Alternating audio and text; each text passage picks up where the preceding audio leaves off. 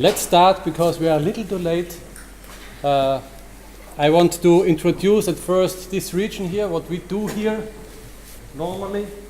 It's the first part, and I want to have a discussion after the first part, and the second part is about my company, about Sonnenerde. The Ecoregion Kaindorf was founded in the year 2007 when we heard the first time from the IPCC report. We are very small communities, and do we hear enough, or should I take the microphone?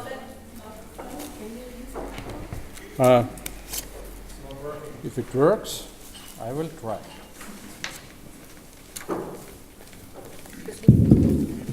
Yes. So we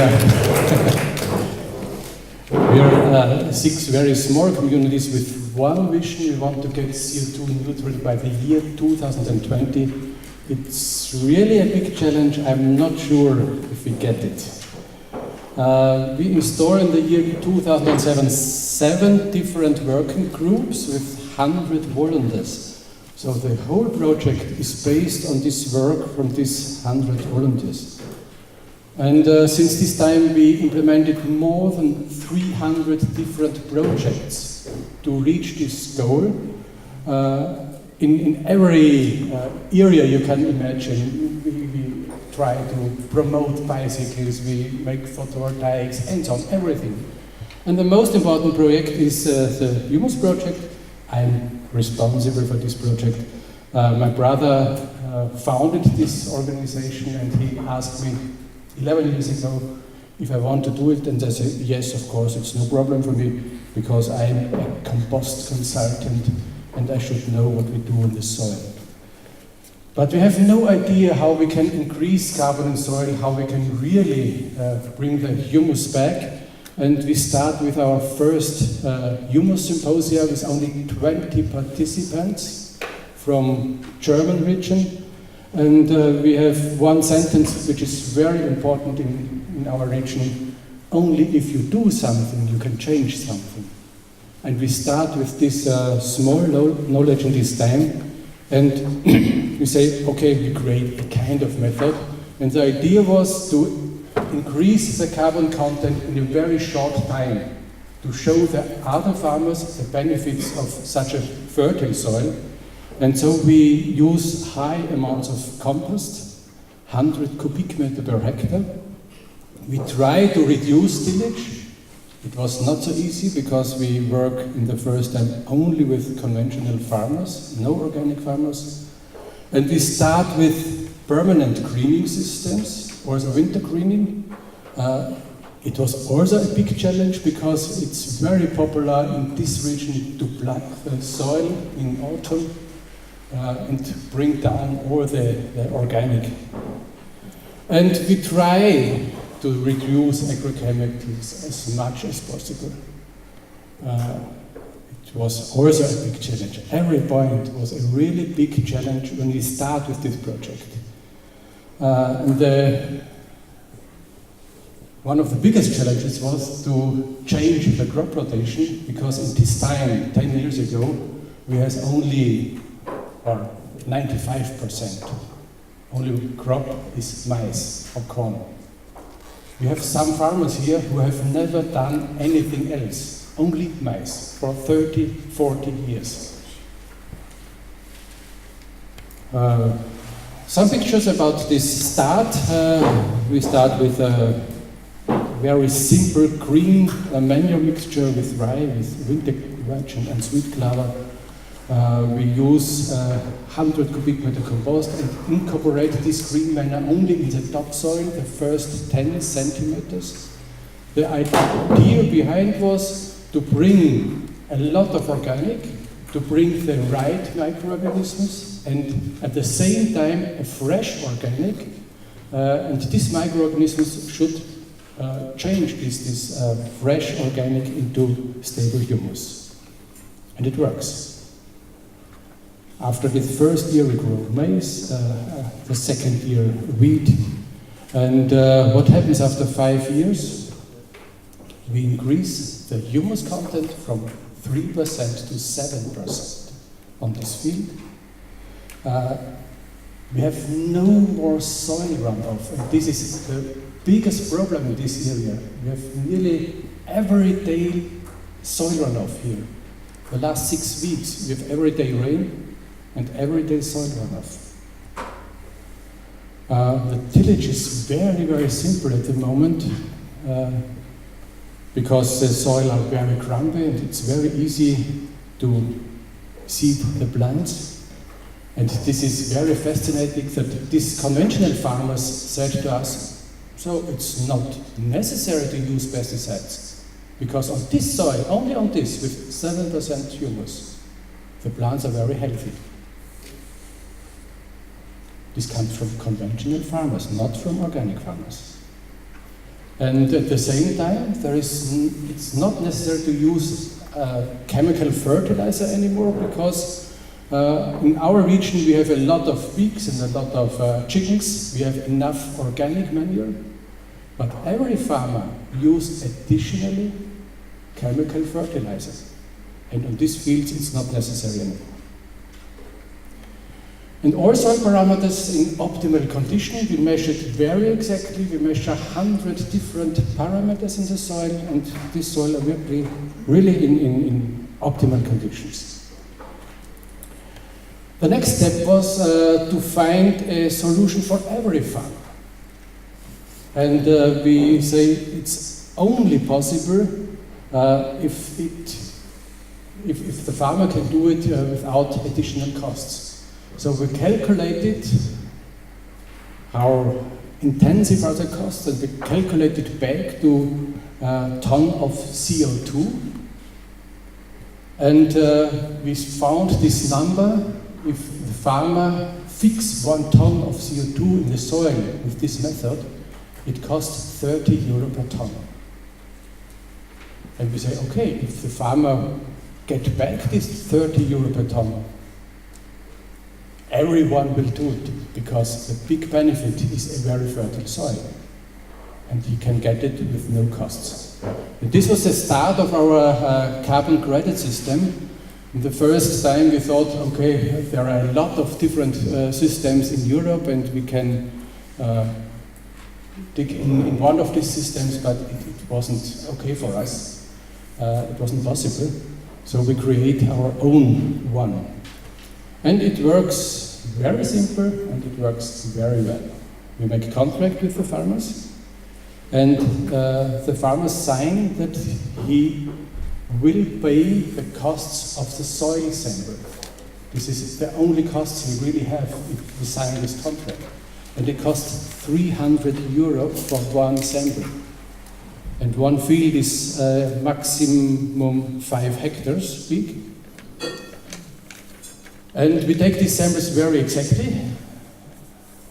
We take 25 single samples from every soil, and every point is measured exactly by GPS, very exactly, because we want to take the next sample exactly from the same places. So these 25 single samples we mix together to one soil sample and bring it into the lab.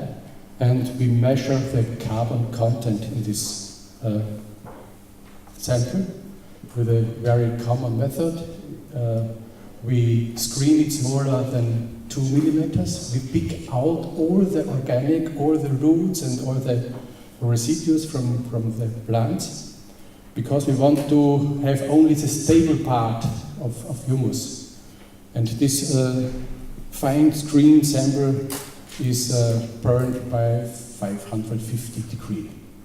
And the weight difference is the organic, is a stable humus in this case.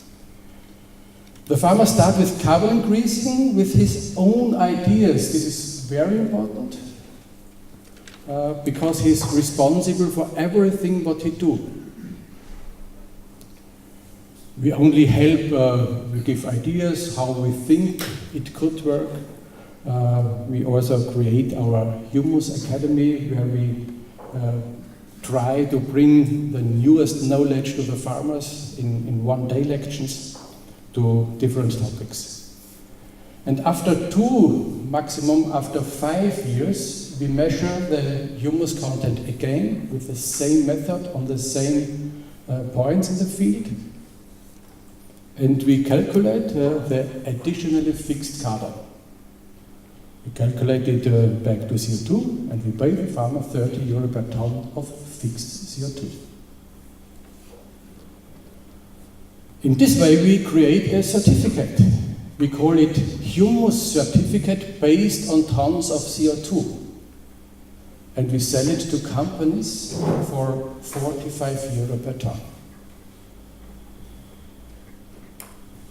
It's very interesting because at the moment we have more companies who are willing to pay these 45 euros than farmers who are willing to put carbon in the soil.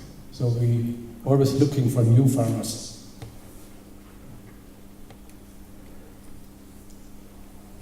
This is one of a very interesting challenge, because when the farmers get paid for his CO2, he has to guarantee for the next 5 years that this humus is really stable in soil.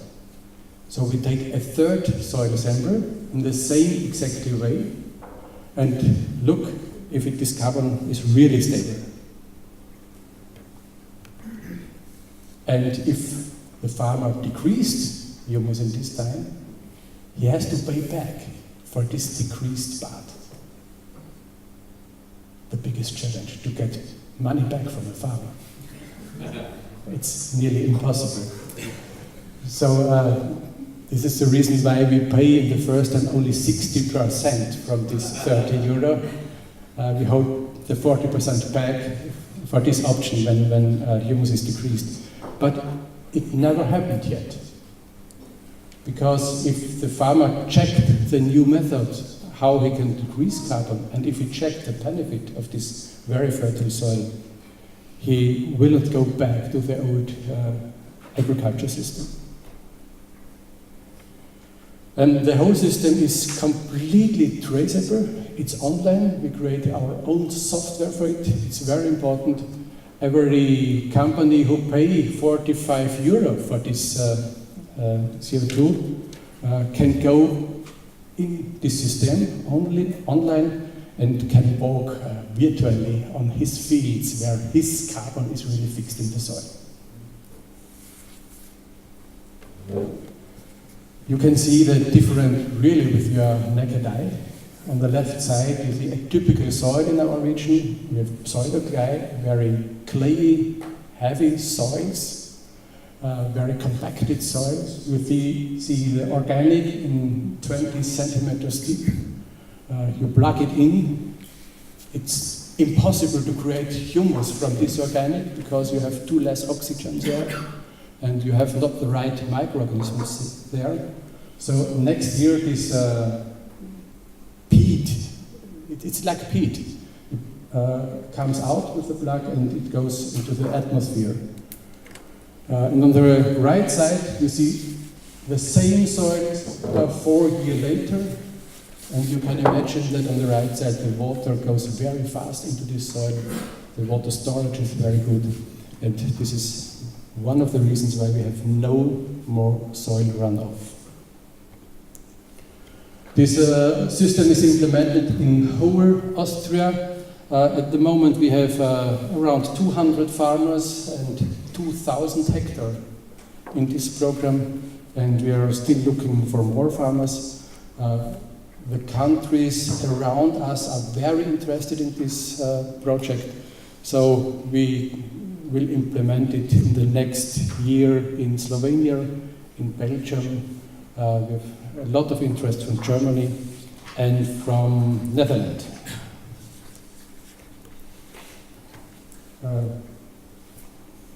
This is a picture from our online system where you can see the field. It's marked and you see exactly how much humus is fixed in this soil in which time. This is a picture from our humus symposia with a lot of participants every year, and it's very important to show that the farmers get really money from us. It's a great situation if a neighbor from you is outside and get a check with 10,000 euros. Something happens in the mind. And you see on the right side, for instance, it's a guy from the company Stoll. It's a company which produces different colors for painting houses and so on. And 3 from these colors are completely CO2 neutral with humus certificates. And this company pay every year 30 to maximum 40,000 euro into this project. And the mother company from this guy is in Germany, and the Germany mother company say, oh, you are really crazy, you will pay 45 euro for a CO2 certificate. You can get it on the official market for maybe 3 or 4 euro. Why you pay 45 euro? And this guy said, this is the only project where we can really see that the carbon is fixed. It's not only a market from here to here, it's really fixed in the soil. And this project makes really sense. 2 years ago, I started to evaluate our humus database. So we create a lot of data from our soils. At the moment, we have 100 soils, 100 fields in this database. And you see here from the right side to the left how much humus increased in this time. The best field, the field number 13, have increased 3.4%. This is a field with 6.4 humus content at the moment. How much is it per year? Not so less. The 0.4% is possible with this method. We heard about it yesterday, 4 per million. It's really possible with this method, but only if you have enough compost. This is also very interesting. The brown bars show how much humus is increased, and the red bars show how often the field was tillaged with different machines. And you see, the more humus is increased, the lower is the tillage rate. And to my opinion, this is the most important result from this database. We calculate not only carbon, we calculate also the total nitrogen in the soil. And the blue bars show how much nitrogen we brought into the soil. It's only the difference from bringing and put away with the yield. It's only the difference. And the red bars show how high is the difference which we can measure in the soil. And there is a difference. Some fields lose a lot of nitrogen. Up to 2,500 kilogram nitrogen losses per hectare in 5 years. It's amazing. But on the other hand, there are some fields which got a lot of nitrogen from the air only with free living microorganisms, because the Legume-Stickstoff is calculated in the bars. It's only nitrogen which could only come from the air with free living microorganisms. And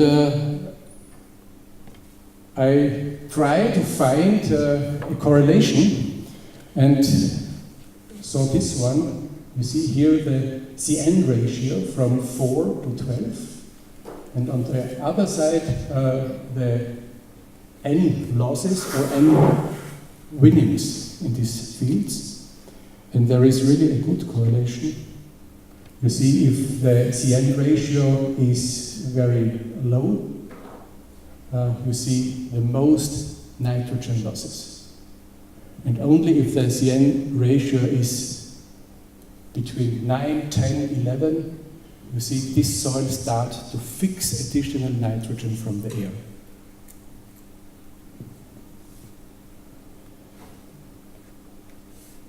And when this graph plopped out in my Excel, I was really shocked, because I read all the literature about the humus popes from the 50s and 60s, and every one from them say the same, that you need at minimum 5% humus in the soil if you want a living system which really works and really bring healthy plants. Everyone said 5% minimum.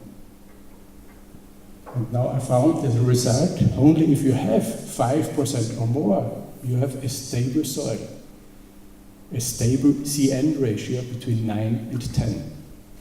And the lower is the humus content in the soil, the bigger is the danger that the CN ratio is very close.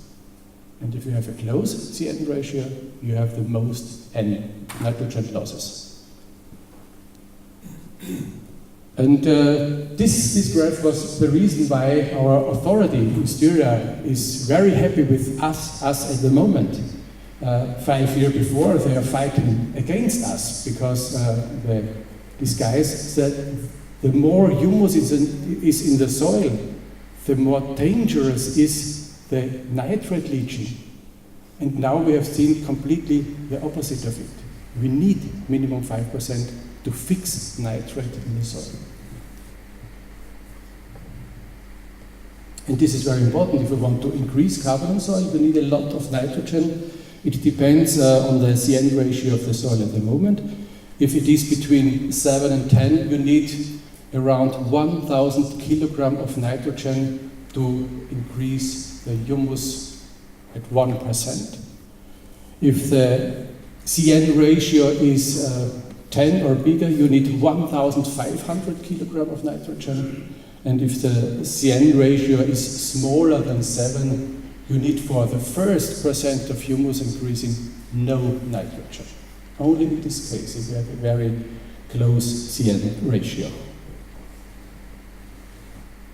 To my opinion, this is the main problem of our organic farmers, because they have a lack of nitrogen. And this is the reason why it's not possible to increase carbon in soil, to increase humus in soil. Our thinking about carbon increasing in soil has completely changed. With this term, the liquid carbon pathway from Christine Jones. She was also here in Kaindorf 4 years ago. We organized the first international humus expert meeting. And she shows us that the most important carbon is the fixed carbon from photosynthesis, which goes up to the roots, down to the roots, and out from the roots as roots exudates.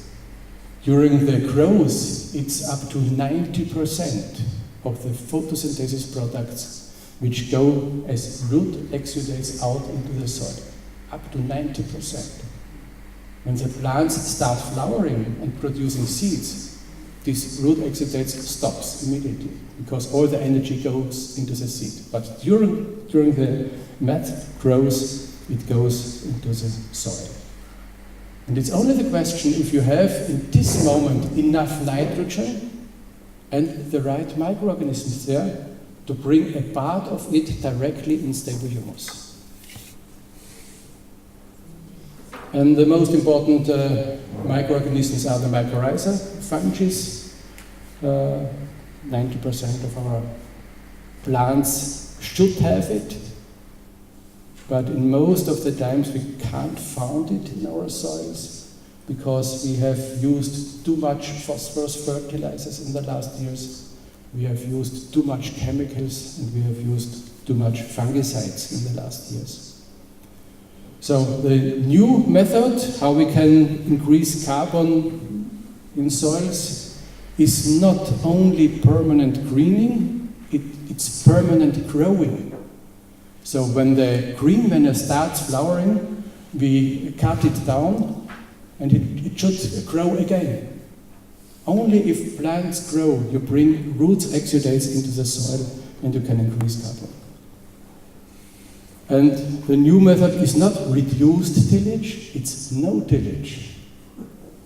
We have one farmer, he practiced it since 5 years, no tillage method. the humus content in these fields are between 8 and 12%. No fungicides, it's clear. When you know that the mycorrhiza fungi are the most important one, you will not use fungicides anymore. And we need a lot of organic fixed nitrogen. It could come from the legumes in the first tank, and of course it could come from compost, because in compost most of the nitrogen is really fixed. Only 5, maximum 10% from nitrogen is available. But if you use a lot of compost in the first time, and the soil start to increase carbon, start to produce stable humus, it takes all the available nitrogen from this area and the plants got too less. So we start to make a combination from big amounts of compost plus available nitrogen. Because only if the plants grow intensively, you can really bring carbon in the soil. So this was the first part, and I want to have a more or bigger discussion about the first presentation. Thank you very much.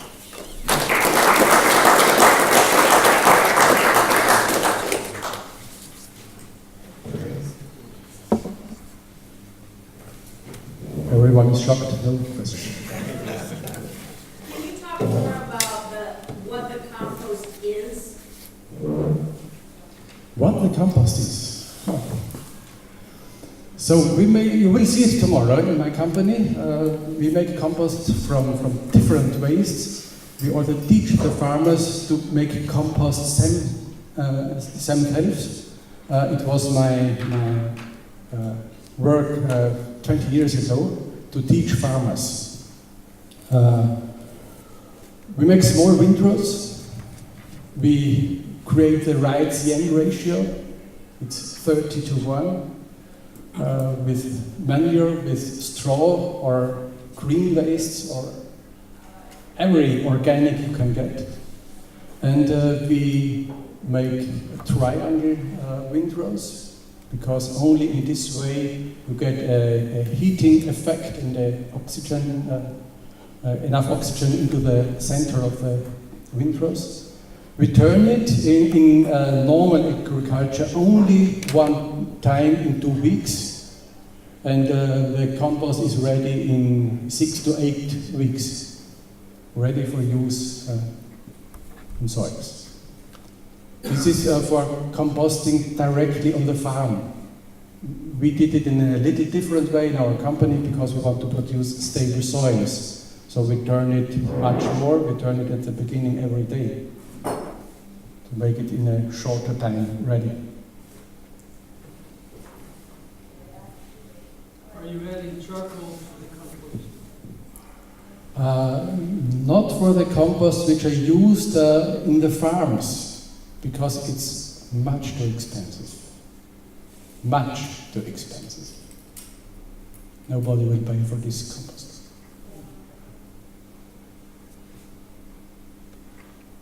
Would it be 100 cubic per hectare every year? 100 cubic per hectare every year?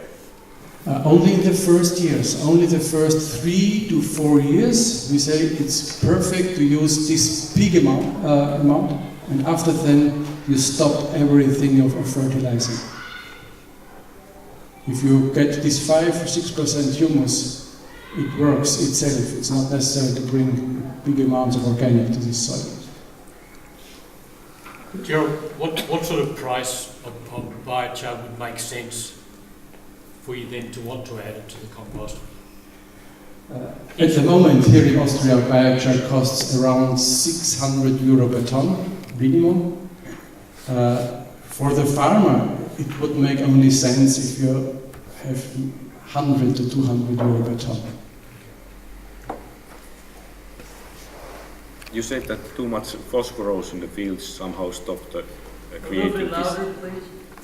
please. You said that too much phosphorus in the fields stopped this CN ratio coming right level. What it means? No, the phosphorus, the high phosphorus level in the soil stops the mycorrhiza fungi. Okay. This is the problem. And this is one of the reasons why you can't increase carbon in soil. Without mycorrhiza fungi, it's not possible. So, for example, in my area there are some manure with a lot of phosphorus, but also some humus. So this humus is not working then very well because there is too much phosphorus. No, it's a big difference if you bring a mineral phosphorus or an organic phosphorus. Okay. It's a big difference.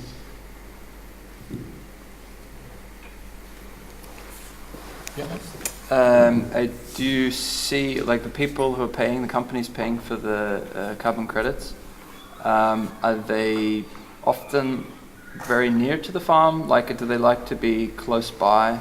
Or are you getting people paying from quite a distance away in Vienna or from the farms? You get companies from everywhere. Not just Austria, but...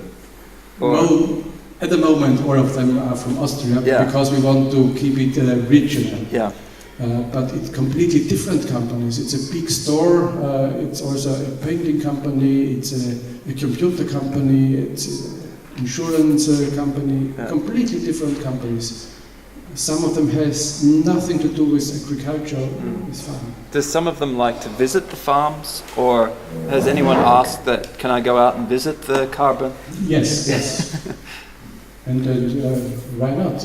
You can see it.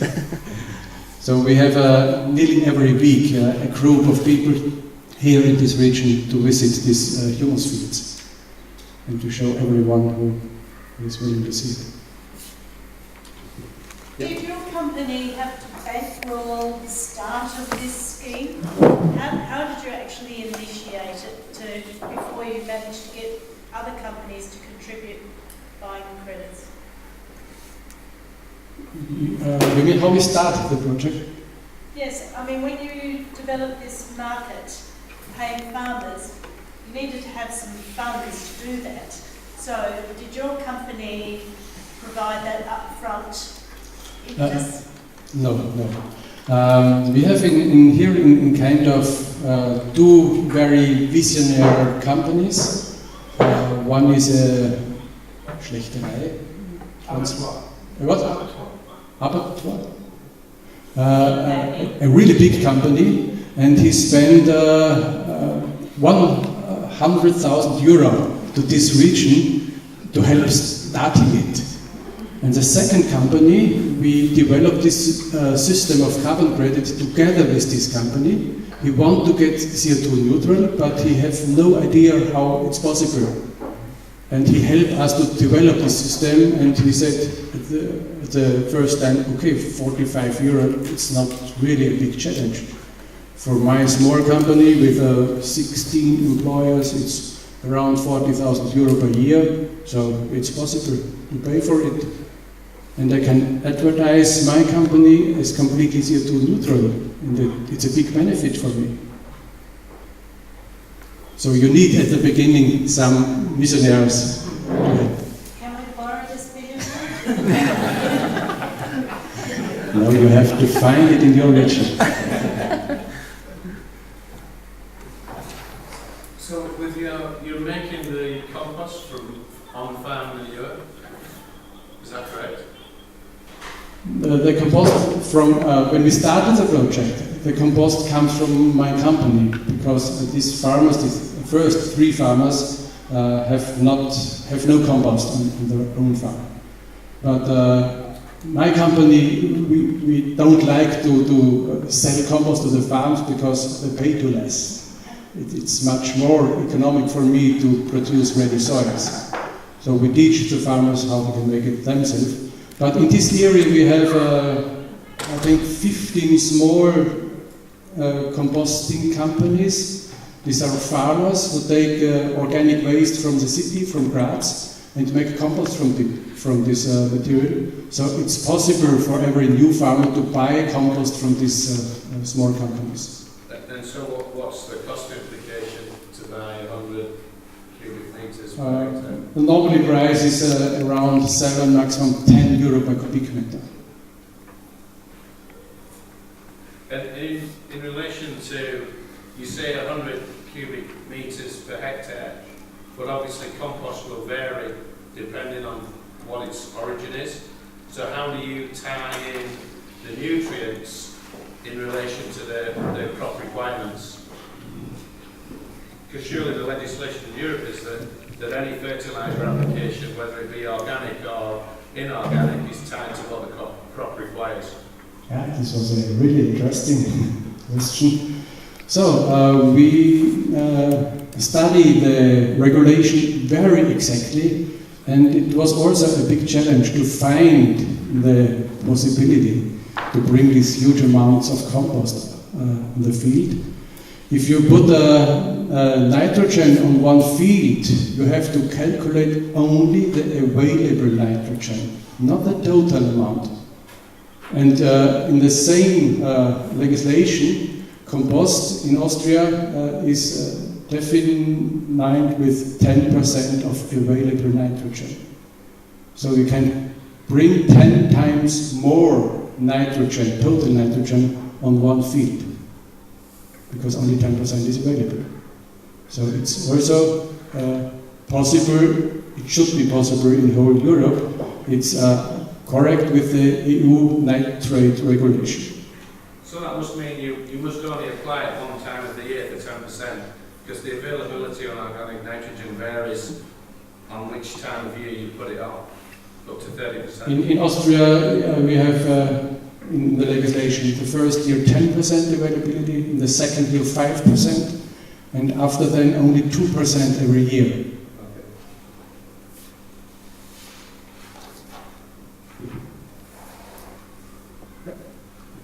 Can you give us an estimate of the size of the payment per hectare?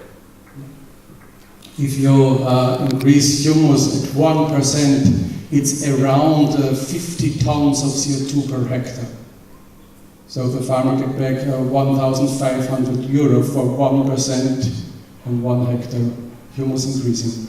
But it depends on the on the absolutely humus content, on the skeleton, how much stones are in there, and so on, because we calculate it really very exactly back to the soil, and sometimes it's only 30 tons of CO2 for 1%. In the last 5 years, we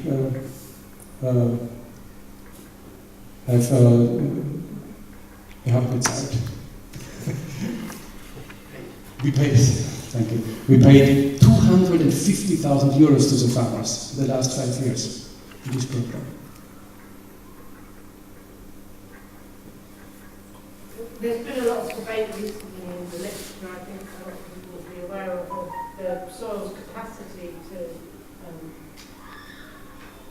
absorb this amount of organic carbon. Do you see that? I mean, I see that you've got values of up above 6% total organic carbon in your soils, and do you see it flattening out after 6%, that value? Because that a lot of people are saying there's no more, we can't get any more carbon into the soil above that. Yeah. We thought in the same way when we started the project. We thought the lower is the humus content, it will be much easier to increase it, but sometimes we come to a new level and it will not be possible to reach more. But now we see completely the opposite. If you reach 5 to 6% of humus, it goes much faster, because you have a completely different microorganisms population, which is possible to fix nitrogen from the air. So the biggest challenge is to come to 5 or 6%. After then, the system works itself. Can you talk more about yield increases? In the first years, the yield decrease. We have only around 70 to 80% of yield in our humus fields.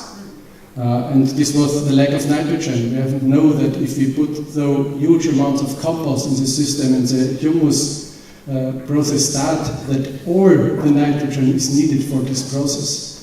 And at the moment, it's completely the same yield like before, And if you reach really this 5 to 6%, you have more or higher yield than every other conventional farmer. How much more? Around 10%, 15% in this area. Because we should know in this area the yield are really high. It's normally 15 to 17 tons dry matter maize corn per hectare. It's a very high yield level. It's not possible to double or triple it like Hans-Peter Schmidt in Nepal. Does the third year of legumes represent a cost to the farmers? The third year's legumes in the rotation, is that a loss for the farmers? Yes, yes. If you compare it with maize, it's a loss. But we calculated also into this 30 euro per ton. It's all included. If you get 30 euro, it's okay for you. Gerald, the 5 or 6%, would you mind just saying that again? There's some sort of critical mass or some sort of critical number beyond which it's self-sustaining, is it the meaning? Yeah. 5 or 6% carbon? Humus. Humus. 58% of it is carbon. How does the self-sustaining work again? How does that happen? I don't know. Don't know. I only see that it works. Yeah. In Germany, there's a new fertilizer law which will probably not allow to use that much compost anywhere. Do you see any chance of, outsmarting that system? If a person would want to do it in Germany, it's probably at the moment not possible by the new regulations. What basis is that? Is it like Yeah, they count the total amount of nitrogen put on there, which is crazy? Is that the new rubbish? And the trouble is, there's not the methods to actually measure the release of the nitrogen, or they're very difficult methods to measure that. Yeah. You look at it, totally other scientific labels. I think the problem is that these guys who made this legislation have no idea about this database, have no idea how important it is for saving the groundwater to bring humus back into the soil. Because most of these guys are in the old thinking that the more humus, the bigger is the danger for nitrogen. This is completely wrong thinking. But it is the new regulations. Yes. So how do you get around those regulations? At the moment, it's possible, but much more difficult, and you need much more time to increase humus in soil. Because you can only do it with legumes, and if you only bring nitrogen to the soil, which is needed for growing the plants, and you bring it away every year, if you bring no additional nitrogen into the system, it's impossible to increase humus. But these are regulations. Yeah, we have the regulation is made by guys and can change by guys. But then, if we operate it like that, in the UK that would be illegal, because we would be over-applying. We can only apply the nitrogen that's required for the crop, and at those levels, then we wouldn't be allowed to do that. So how are you going to do that with the new regulations?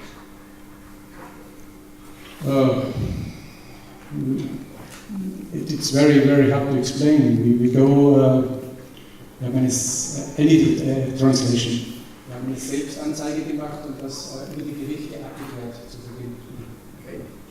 So he did that he went to court and said, okay, we will do that, and then it was obviously okay. But the regulations have only just changed. Yes, they have changed, but I'm not sure whether it's only a matter in Germany or it will also in Austria. So my suggestion. It's EU regulations. Yes. My suggestion would be to publish your results as soon as possible in a high-ranked scientific journal as soon as possible to show that it's the wrong way they go, and then probably this would be a chance to reverse it. Otherwise, I think we could go home now because there is no. You'll have to lobby the it's just all being done. Yeah, it's a hard work, I know, but it's the first step. And I mean, I'm working with this topic also for several years, and it's very, very difficult, based on already published data and the databases we have, to show what Gerald showed. And this is unambiguous. I mean, it's excellent what you did, and it's very hard. And the fact that the relation between this solid matter content and nitrate region, I mean, if you take the wrong database, you find exactly that. I'm not arguing with the work that you've done. What I'm saying is the regulation is not allowed. Yes, this is from second part. And is that true in Austria going forward? Yes. So you can no longer do this with farmers next year? No, we do it with every farmer. It's allowed here. Don't ask everyone in the European Union. It's allowed in Austria. But how can you claim carbon credits if it's illegal? That's my question. For credibility and for auditability, you can't have a methodology that's technically illegal. Or it's not.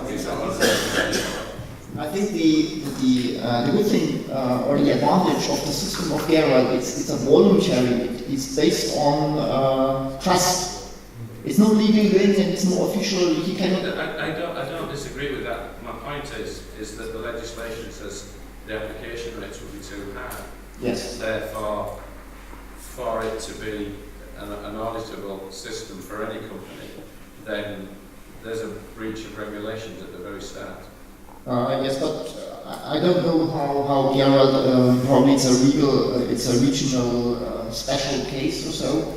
It has contacts to the authorities who... But carbon credits are traded globally, so therefore if those carbon credits were to be questioned from another country because you're operating outside the regulations, then the whole system falls down. That's my first step. We had the same discussion 10 years before, but not at the moment. We are not outside the regulation, because in Austria, our authorities said it's only important the available nitrogen per hectare, not the total nitrogen. This is a bit different. And we calculate only the available nitrogen. I know what you're saying, but there are, with the new regulations, then there's limits on the quantity of... You have to deal with the German guys. In Austria it's possible. I think the difference is the international price of carbon credits is about $4. Yeah. But they're paying $45. Yes. It's not being traded. Yeah, but for that, my point is that for anybody to be using those carbon credits, then there's got to be an auditable methodology. And my question is, or my concern is that because the application rate is outside of existing regulations, then how do you prove that it's above par? I don't disagree with it. It's a great idea. It's a great system. My concern is that some legislation has been put in place across the EU that will limit other countries being able to. Our next step is to bring it to our minister and to bring it to European Union, this new knowledge, and we will see what happens. I'm sure that this legislation will change in the next year because it's very important to bring carbon back in the soil. I don't disagree with it. As I say, it's just the way the EU works and the fact that it's taken them nearly 10 years to get this regulation. The concern is that to change that regulation will take some serious lobbying. We do it every day. Maybe to just clarify what was going on here, it's completely legal in Austria as far as I get it, so it's not against any kind of regulation laws here. It would be in Germany or maybe in UK or wherever. No, but the new European fertilizer regulations have just come out. Yeah, but I mean, as long as those are not in place here in Austria, it's not in any way. But it will have to be in place. Yeah, but if you wait for all these kind of things to be a kind of red carpet for what we try to do, maybe nothing will ever change. So. Yeah, but my question, the second part of the question is, although you are loading up the application in one application at the start, would you still achieve the same results if you split that application rate down? So you've got 100 cubic meters, So if you split it down to say 30 but in 3 consecutive years, do you think that that would achieve the same result? Yes, the same results, but we need much more time. Yeah. But it's only the same results if you change all the other things of management, the soil, reduce tillage and so on. This is very important. If you work with conventional farming and you put only 30 cubic meter compost every year on this soil, it will completely oxidize in the next years and mineralize. So it's the shock loading that's required to increase the carbon content. Is that what you're saying? It needs to be 100. 3 times 30. It goes much faster if you use 100, but it works always with smaller amounts. Yeah. Okay. So I want to cover the second part. Last one. A couple of more questions. Who do pay for the soil samples? Is that the farmers or? The farmer has to pay for the soil samples, yes. It's 300 euro per soil sample, and he has to pay 3 times for every feed. And what do they get for that? Do they get total carbon, total nitrogen? They only get a total carbon, total nitrogen, available phosphorus and potassium, and pH. And if they want more, we make a peak measurement with a method of Kinsey in USA.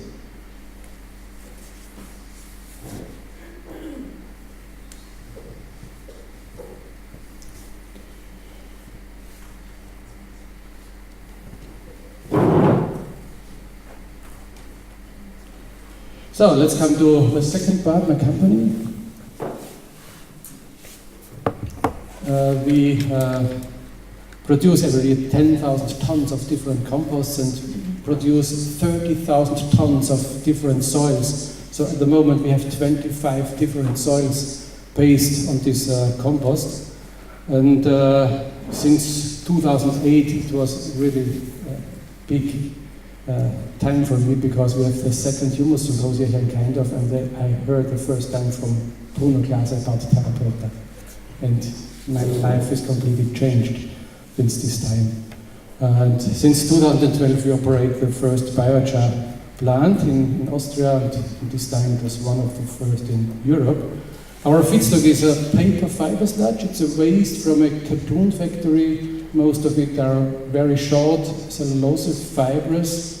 And the second feedstock are grain husks. It's a waste from a mill.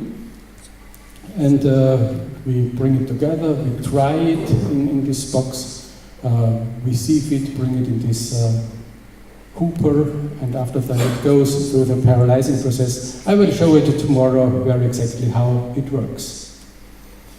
The use of biochar, we want to we developed a Therapeuta-like soil. We call it Riedlingsdorfer black soil.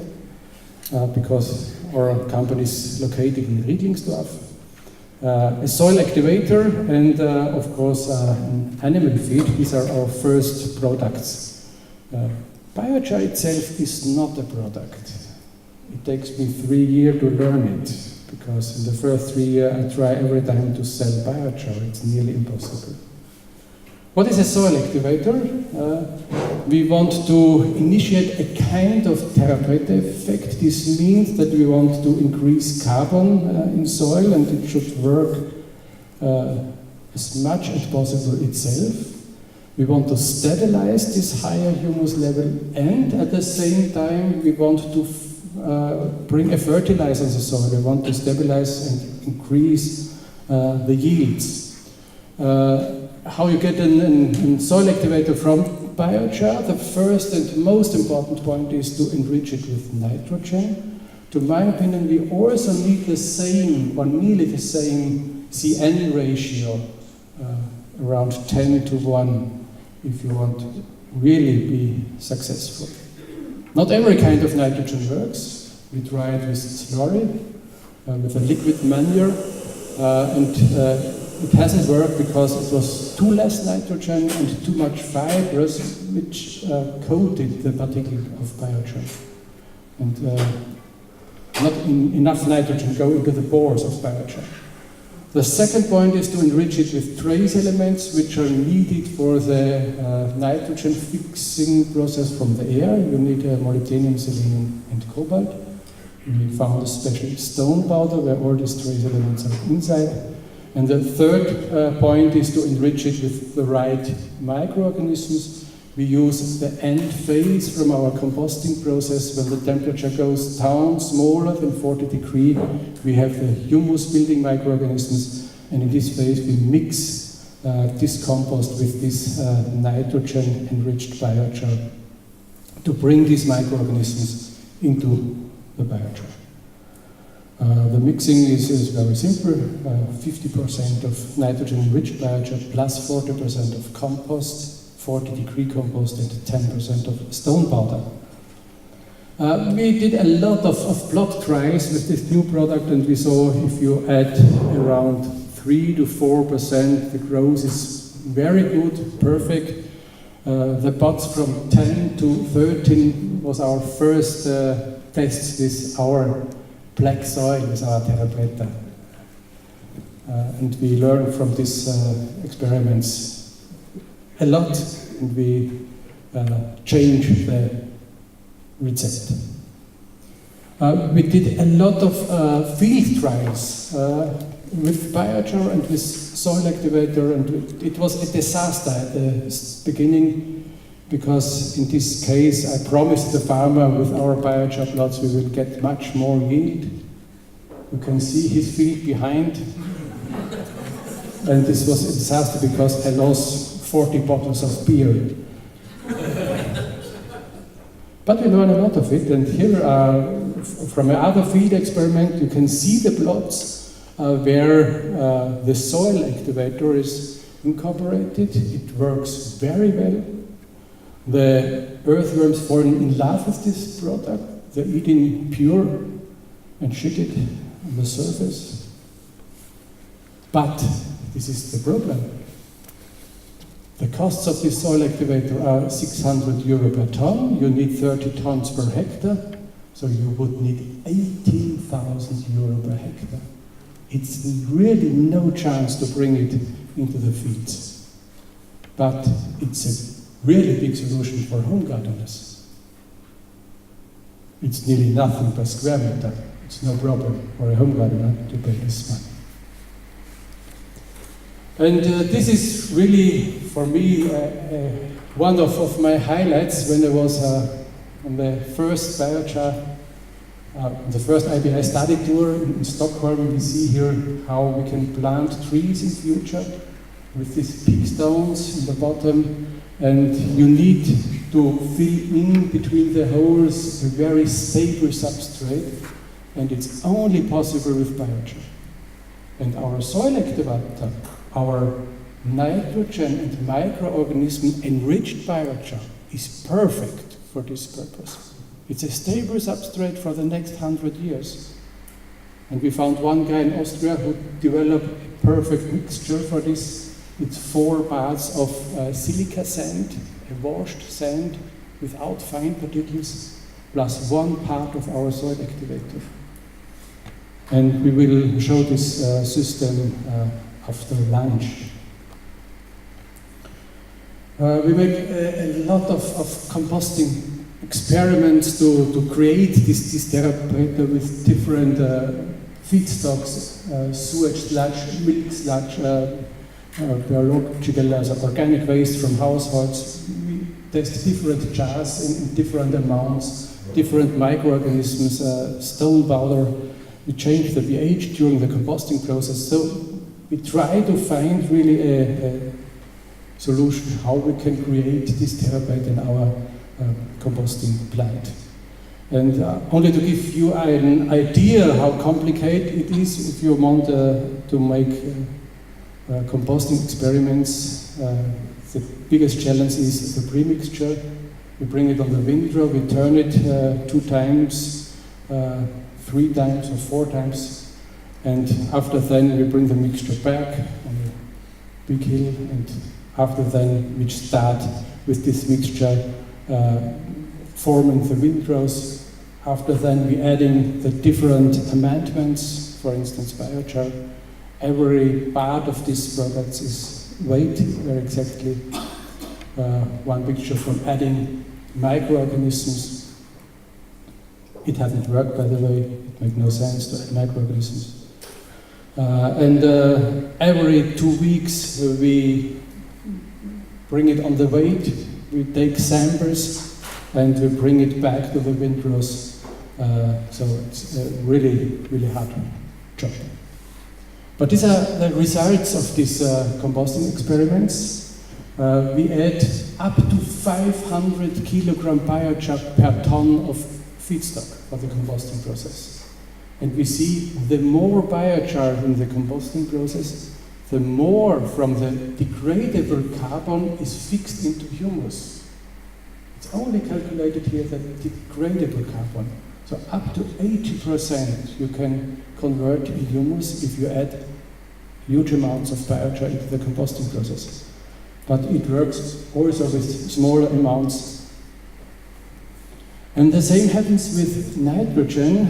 If you have no biochar in the windrow, you have normally 30% nitrogen losses during the process.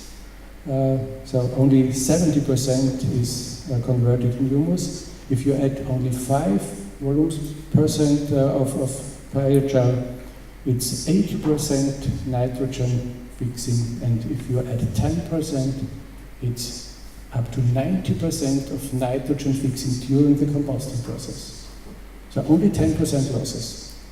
So with these results we saw that it's really, biochar have a really effect during the process, and the biggest effect was in the microorganisms population.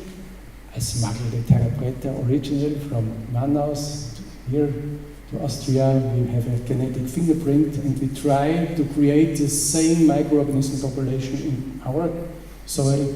And at the moment we have 96% the same microorganisms population like the original Terrapreta. And we start testing it in our raised beds. At the moment we have 30 raised beds in our garden. We will see it tomorrow and test the different mixtures. And one of the first results you can see here, this was really one of the first ones because the yield is not really high. It's around 12, 14, 16 kilogram per square meter. At the moment we have 25 kilogram vegetable yield per square meter on this soil. And we double the yield. But in this result you can see here, the more biochar you put into the mixture, the higher was the yield in this case, but it works only with preloaded biochar, with biochar which was nitrogen enriched. And in this case we also test what happens if we reduce the pH in the soil, the yield decreased in this case. The result of our Terrapreta is not really complicated. We add 20% of biochar plus 10% of our stone powder to the feedstock. We combust it together, and after 4 weeks we add 10% of clay, and after another 4 weeks we add 5% of these crushed bricks, ceramics, the same in the original, also ceramics, 30% sand and 2% of our soil activator. And we make a big mistake. We try to start, we want to promote our perfect soil. We show everyone how it looks like. It's really a great soil. I love it very much. But not really many people are interested in soils. And we stop to promote soil. We start to promote the result if we use this soil. And this makes a really big difference if we want to get the market. And this happens really every year. We have these big results on this Terrapreta-like soil.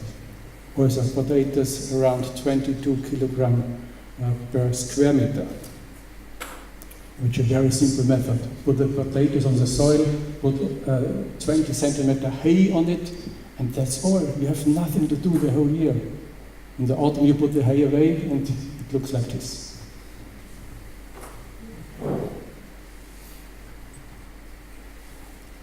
Are there any questions to this part?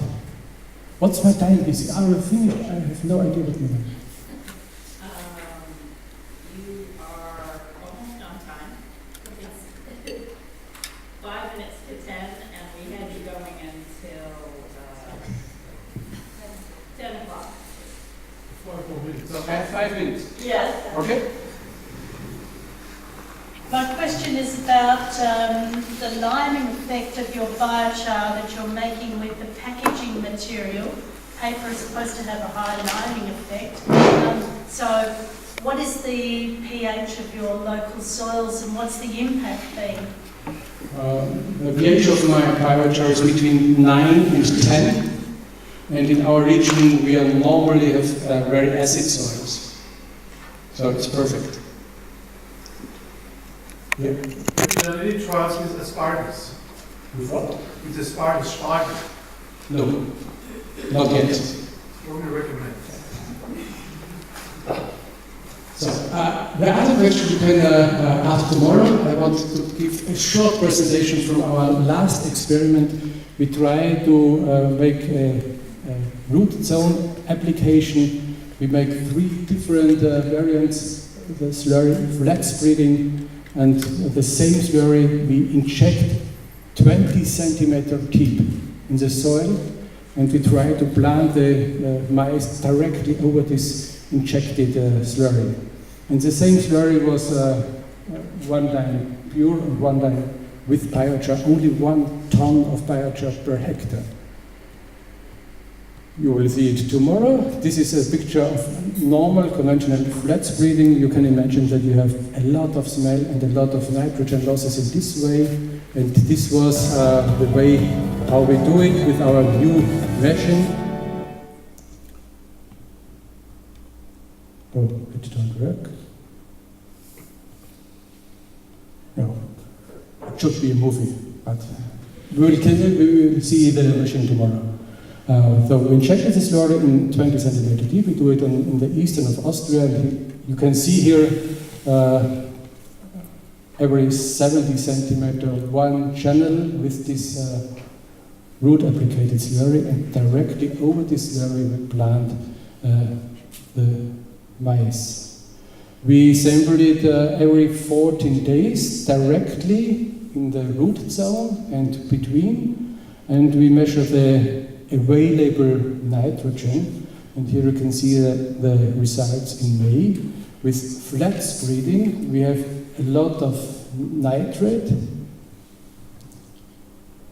The red bars is nitrate, the green are ammonia, and you can see here, if you measure it in the root zone where the slurry is in the channel, you can see here a lot of ammonia. It's the green part of this bar. And this was one of the, we hope that it happens, that most or a part of the nitrogen is still in ammonia form, because this part can be fixed in the soil. And if we add biochar, you see here that you have much less of available nitrogen in the first month. This is only the effect of adding biochar to the slurry, and injected it. And this is very important because most of the farmers, or nearly all farmers, bring out the slurry in spring, end of March, and the maize start to grow really in June. So it needs nitrogen really in June and not in March or April or May. In the first time we have a low content of available nitrogen in the injected variant, and when in June the maize need nitrogen, it's still here, and on the other side with flat spreading a part of it is gone. And so we hope that it's one possibility to fix more nitrogen in the soil, to have lower losses, and to bring this nitrogen sometimes into the humus pool. The yield results are not very impressive, only 7% higher yield if you compare it with flat spreading. So my whole conclusion from my presentation is carbon increasing in soils is really possible, but we need a lot of nitrogen. And at the moment in the German regulation, it's nearly impossible to increase carbon in soil. In Austria, it's possible. And our carbon credit system works really very well. We are still looking for new farmers.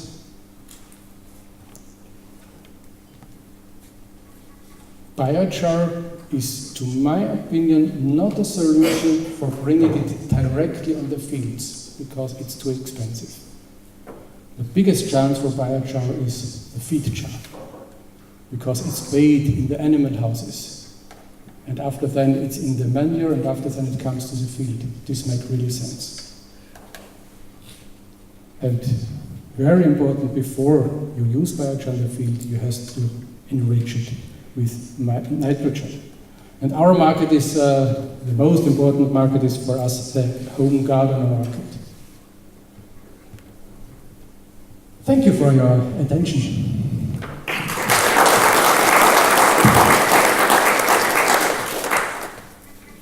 Any other questions? You talked about, you said that it was difficult to sell biochar as is, and I'm wondering whether that's because there are so many other sources of biochar in the region, in Germany and in Austria for sale, or is it because you have a special biochar that needs to be tamed before it is used in soil? Because you have a very unique feedstock for producing the biochar, so I'm wondering whether it has properties that need to be. We want to make a big business of biochar, and to my opinion, at the moment, it's a very small community which is willing to buy pure biochar and to make their own compost and so on. At the moment, we sell around 500 tons of biochar per year, also to home gardens and so on. But we want to make it big. And if you want to make it big, you have to develop other products. It's our experience.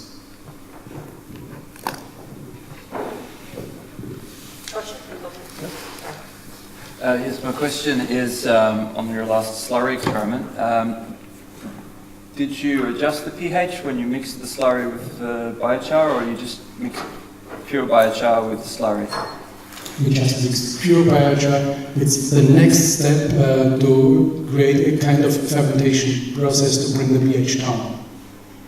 We will see tomorrow our first experiment. Yeah, sure.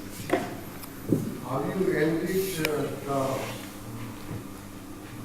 content of nitrogen in the biochar?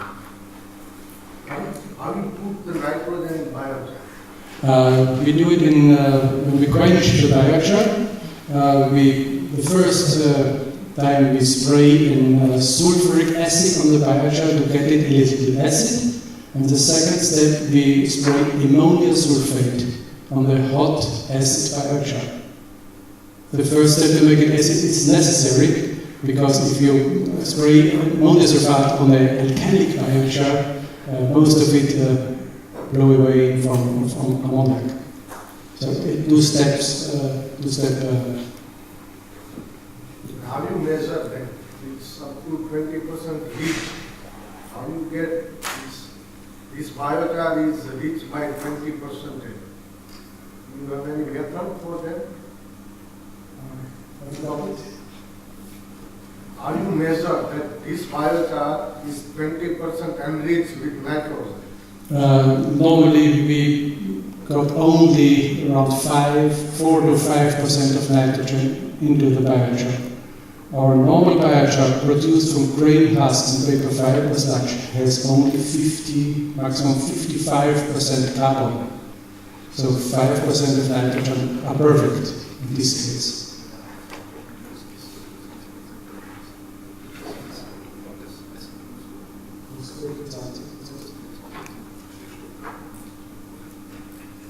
We measure it normally in the lab. We bring the sample to the lab and measure the nitrogen content. Is there a supply of urine anywhere nearby that you can use? Cattle urine? We don't have pure cattle urine here in Austria. What pigs? the chickens. Yeah, it's always slurry. It's always a mix from shit and urine, and it doesn't work with this slurry. Pure urine is not available here.